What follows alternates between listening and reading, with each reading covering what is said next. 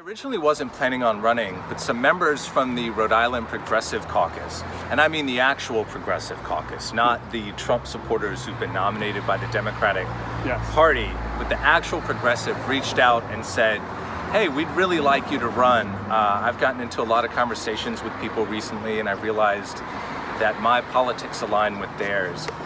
And it's just a time in our country where I think people who are concerned need to step up. I was hesitant because I'm an everyday guy. I don't have a law degree. I don't have a lot of money, but I think people like me need to be heard. And when other progressives reached out to me, I said yes. And I'm really glad that I'm able to take the next step. I'm looking forward to gathering signatures and bringing my concerns and the concerns of my district to the State House.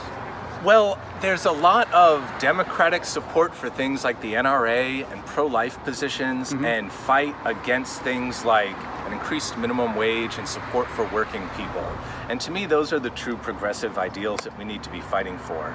I think reasonable gun control is very reasonable. We have a lot of problems in that area, and although I am a Second Amendment supporter and I do believe in the right to bear arms, I also believe that you need to be responsible, and not everybody should be allowed to own weapons of mass destruction. I really support things like red flag laws, and I've seen a lot of resistance from that from Democrats in the State House. And I think that's one area where I really differentiate myself.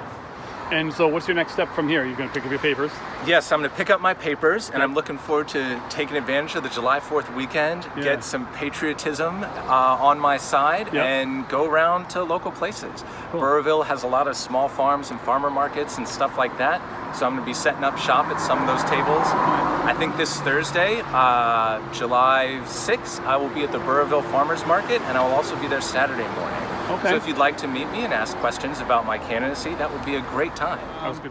Are you happy with the board's decision? I mean, obviously. Yes, I'm very happy with the board's decision. It was unanimous. I felt that they really considered all the other options, and I appreciate Mr. Lynch bringing up some really good points. I agree with him that the rule of law needs to be clear and understandable for everyday people.